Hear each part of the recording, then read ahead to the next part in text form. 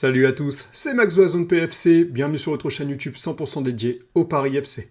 Aujourd'hui, vidéo avant-match, Paris FC Brest qui aura lieu dimanche.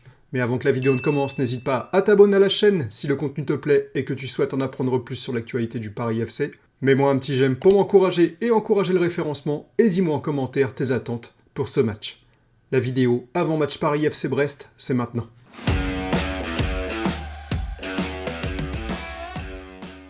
Le premier enjeu de ce match contre Brest est plutôt simple. Il faut que le Paris FC confirme la bonne dynamique. Après la victoire contre Metz, le Paris FC doit prouver que les bonnes choses qui ont été vues sur les 3 premières journées ne sont pas un hasard. Il faut continuer sur cette lancée pour installer de la sérénité et de la confiance et ramener des points précieux qui nous permettront de nous éloigner de la zone de relégation. Le deuxième enjeu de ce match, c'est gommer les erreurs individuelles. C'est vraiment un point récurrent qui nous a coûté cher depuis le début de saison. On a vu des erreurs individuels qui ont amené à des buts dans tous les matchs de la Ligue 1. Contre Angers, on a eu une mauvaise appréciation de la passe de Colo qui a amené le premier but et le seul but de la rencontre. Contre Marseille, on a eu l'erreur de Lohan Doucet entré en jeu qui a amené le 3e but de l'OM. Ils ont pu prendre l'avantage là-dessus. Ce but nous a vraiment mis un énorme coup de massue. Et contre Metz, la bourde de Maxime Lopez sur la relance qui amène à l'égalisation 2-2. Enfin, contre Marseille, il ne faut pas oublier les 2 pénaltys concédés par Embo et Otavio avec des fautes dans la surface. Ce match, c'est vraiment l'occasion de montrer que l'équipe a appris de ses erreurs et qu'elle a gagné en solidité défensive. Enfin, le dernier enjeu de ce match, c'est l'occasion de voir les nouvelles recrues à l'œuvre. Amari Traoré sur le côté droit de la défense et Jonathan Ikoné, je pense qu'il va rentrer en super sub en deuxième période. Ce sera vraiment un moment crucial pour voir s'il s'intègre bien au collectif. Et surtout, s'ils sont déjà performants, ou alors, est-ce qu'ils ont besoin d'une adaptation pour retrouver leur niveau ?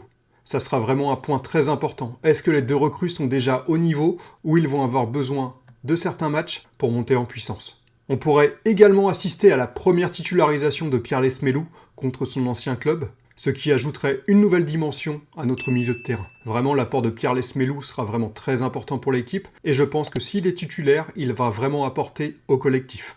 Le Paris FC va se mesurer à une équipe de Brest qui, sur le papier, ne semble pas au mieux. Les Bretons sont sur une très mauvaise dynamique avec 2 défaites consécutives, contre Toulouse 2-0 et contre Lens 3-1.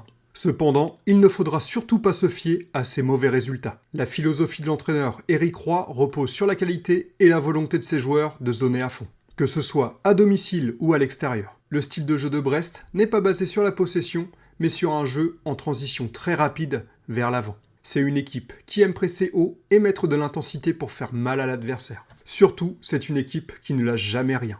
On l'a vu lors de leur premier match face à Lille, où, menés 2-0, ils ont puisé dans leurs ressources pour arracher un match nul 3 buts partout. Malgré le départ de 2 joueurs majeurs au milieu de terrain, Pierre Lesmelou et Mady Camara, qui a fait perdre un peu de qualité à l'effectif, Brest reste un adversaire très difficile à manœuvrer. Leur parcours incroyable en Ligue des Champions la saison dernière, avec les moyens qui sont les leurs, en est la preuve.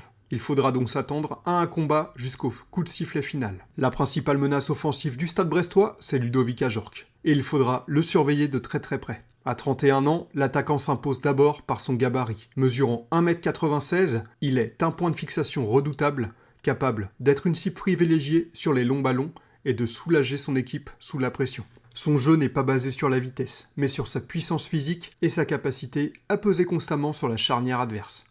C'est le type de joueur qui épuise les défenseurs au fil des minutes, en remportant des duels aériens et en jouant dos au but pour permettre à ses coéquipiers de monter. Ses statistiques de la saison dernière le confirment. En 31 matchs, il a inscrit 13 buts et délivré 2 passes décisives. Plus impressionnant encore, il est le joueur de Ligue 1 qui a remporté le plus de duels aériens. Tout cela fera de lui un véritable danger constant dans notre surface. Nos défenseurs centraux devront être extrêmement vigilants face à ce profil de buteur, car neutraliser Ajorc sera l'une des clés pour espérer ramener un résultat positif de ce déplacement à Brest.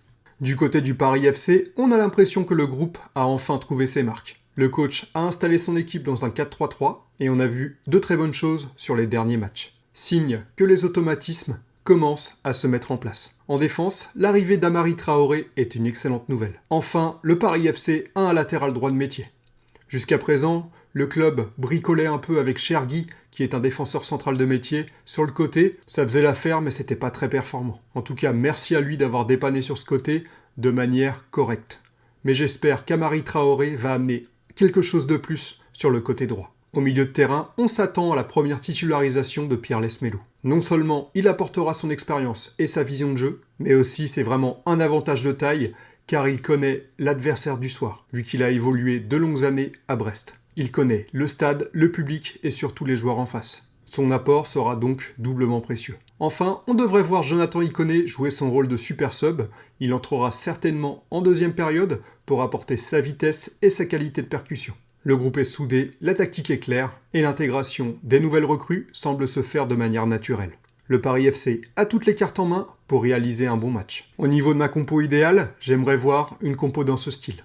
J'aimerais reconduire Kevin Trapp dans les buts avec Sangui à gauche, Otavio et Mbo en défense centrale, Amari Traoré, la nouvelle recrue, en latéral droit. Pour le milieu de terrain, je mettrais Marchetti devant la défense avec un milieu Maxime Lopez, Pierre Lesmelou juste devant et le trio d'attaque que maintenant on commence à connaître, Simon à gauche, Kebal à droite, en soutien de William Goebbels. Pour espérer faire un bon résultat contre Brest, le Paris FC devra se concentrer sur 3 points essentiels. Le premier point, c'est la rigueur défensive. C'est la priorité absolue. Il faudra gommer les erreurs individuelles qui nous ont vraiment coûté cher lors des 3 premières journées du championnat. La défense, et notamment la charnière centrale, devra être vraiment très active pour pouvoir contenir Ludovic Ajorc qui risque de peser sur notre défense et vraiment faire mal. Le deuxième point, c'est l'apport offensif dans les couloirs. L'équipe devrait être prête à utiliser la vitesse des ailiers de William Kebals ou Moïse Simon pour dynamiter la défense adverse. Et surtout, il faudra être précis dans le dernier tiers et devant le but car on risque d'avoir peu d'occasions. Donc il faudra au moins mettre la majorité dedans. J'espère que William Goebbels réglera son petit problème d'efficacité et marquera enfin son premier but. Et enfin, le troisième point important, c'est la bataille au milieu de terrain. Le milieu de terrain sera vraiment la clé de ce match. Avec l'arrivée de Pierre Lesmelou, le Paris FC a vraiment les armes pour prendre le contrôle du milieu de terrain. Et surtout, ça permettra d'empêcher Brest de lancer ses transitions rapides. Il faudra s'imposer techniquement et physiquement dans cette zone. Mon pronostic, je vois bien un match nul de partout. Ça serait un excellent résultat pour le Paris FC, même si évidemment j'espérerais une victoire, et peut-être qu'on assistera à une victoire du Paris FC 3-2. Ça confirmerait leur progression face à une équipe du championnat de Ligue 1 qui n'est vraiment pas mauvaise. Ce match à Brest est un véritable test pour le Paris FC.